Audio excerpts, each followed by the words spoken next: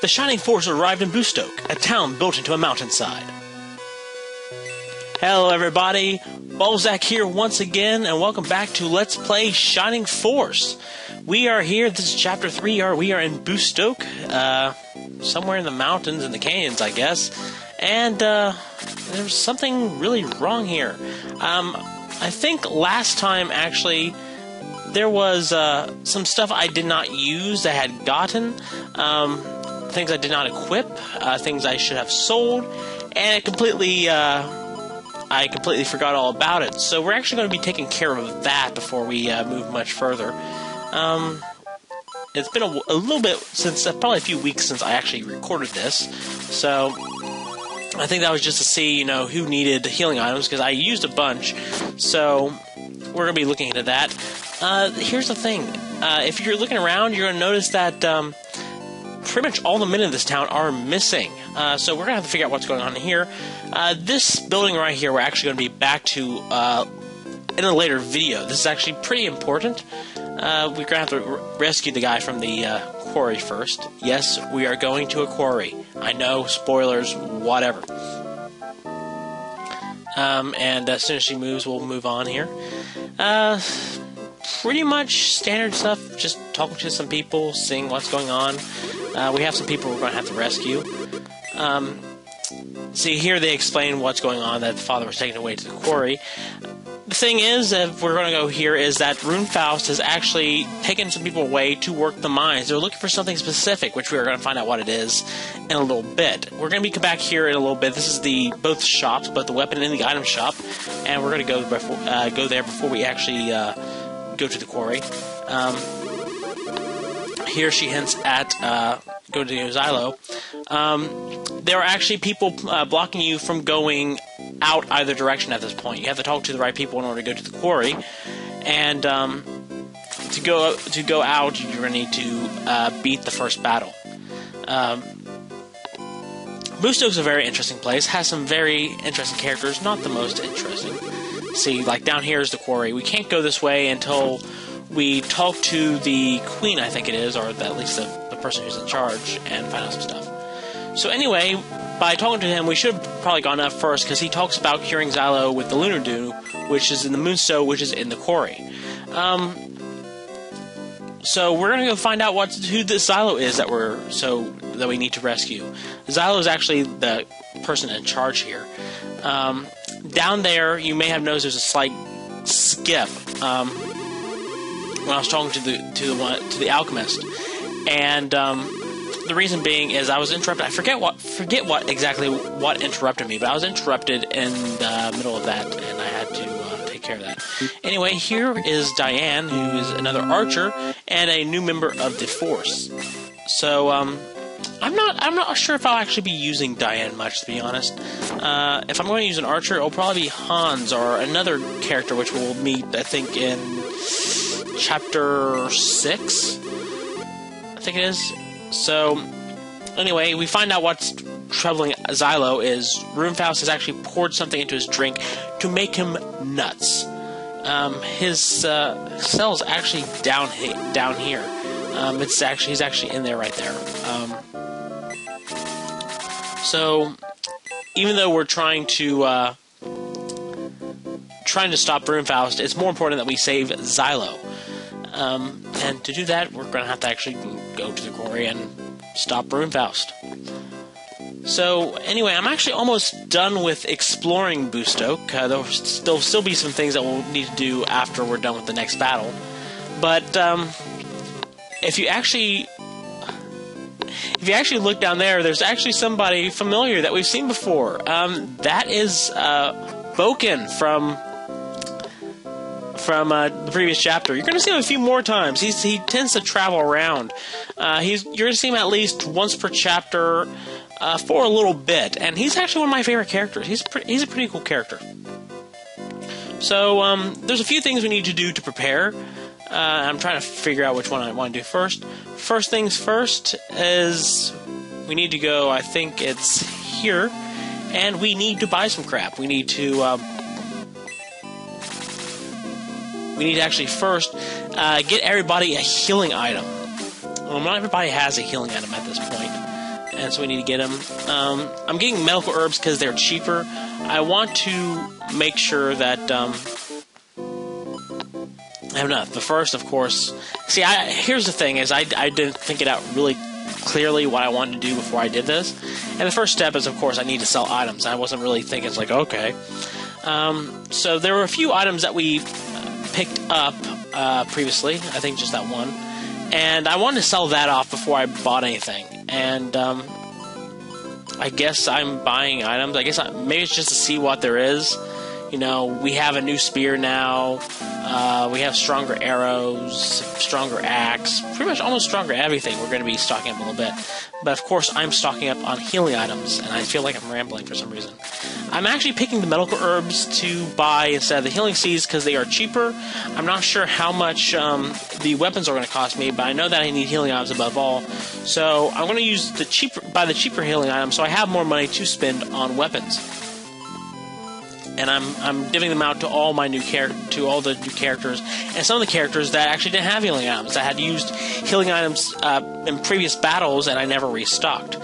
I'll probably have to move some stuff around. I think I actually do move some items around, just because I wasn't paying attention.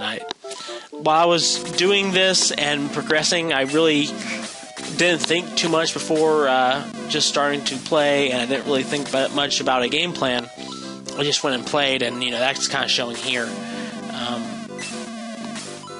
For instance, when I need to buy May's item, instead of moving things around to make sure that she can buy an item, I don't. That probably should have been important. But so we have new stuff here. We have the steel arrow, which we can get for Hans, if he doesn't already have it. I forget if he has it or not. But we have the middle axe.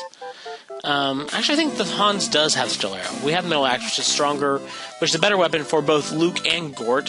Interesting thing is, I'm not sure if they take it away in Shining Force 2, but definitely in Shining Force 1, warriors can use both swords and axes, which is pretty interesting. I think they may specialize it a bit more in the later Shining Force games.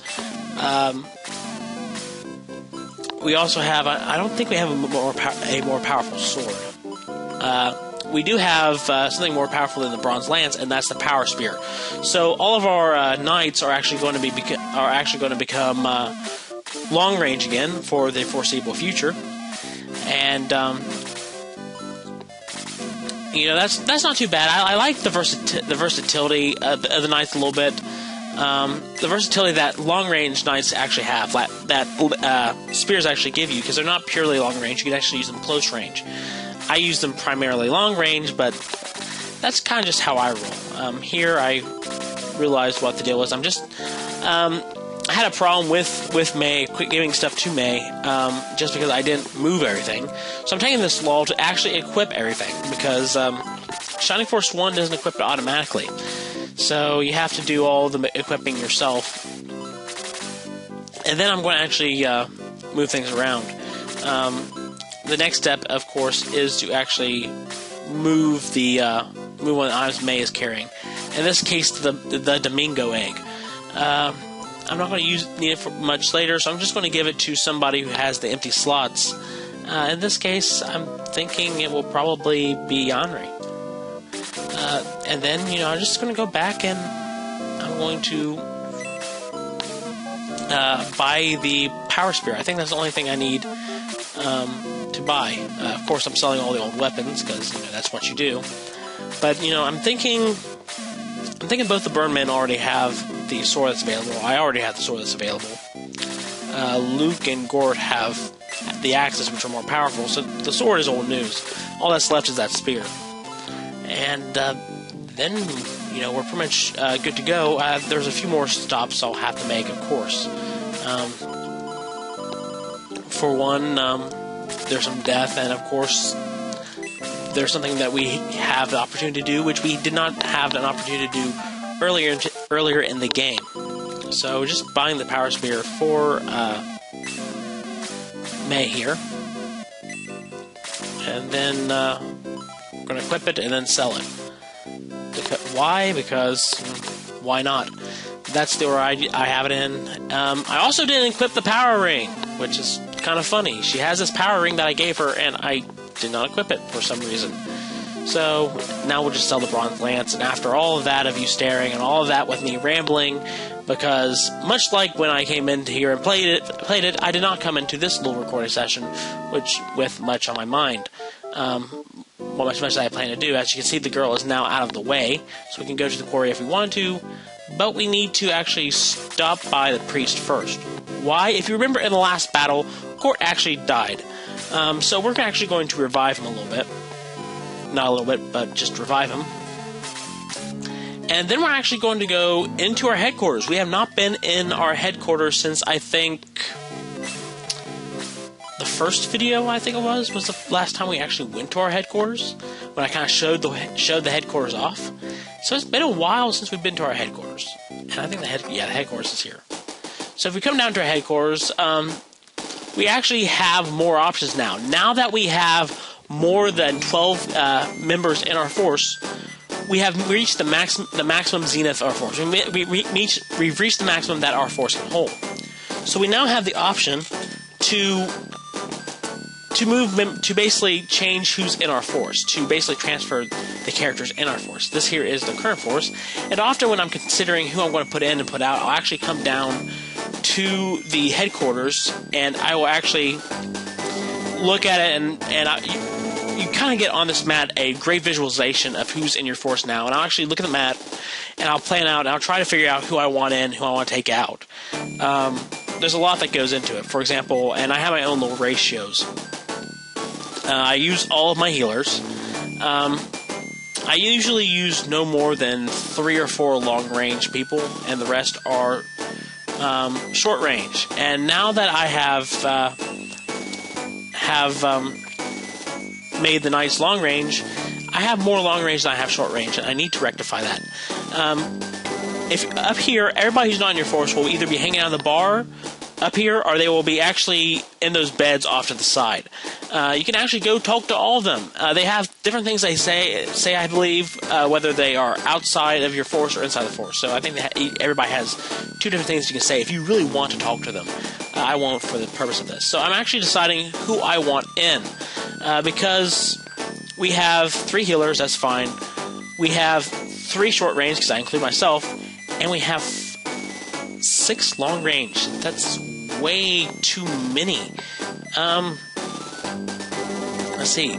So 3 short range. Needs to be at least. I need to add. I'm thinking 2 more. I need to take out 2 of the long range for the short range. So here you can use the join command, which is actually where you can add people in. So I'm going to actually take one of the Birdmen. I think I'm going to replace Balroy with May with Balroy. I want to keep more long range than short range at the moment. And since I don't have May in my party anymore, I'm actually going to give the power ring over to I think it's Arthur. And the reason why I'm keeping Arthur in my party is I kind of want to try to see if I can level him up. Level him up. I'm really curious if I can level him up at this moment. So I'm going to try an experiment in this game. And so here is my current force. Here's the force I'm going to be taking into the Bustoke Quarry. And now that I have all that sorted out, it is actually time to go to the Bustoke Quarry, and it is time to save the people from Bustoke from Runefaust. So now the quarry is open, let's go there. Next time, guys, we will kick Runefaust out of the quarry, and we will save Bustoke.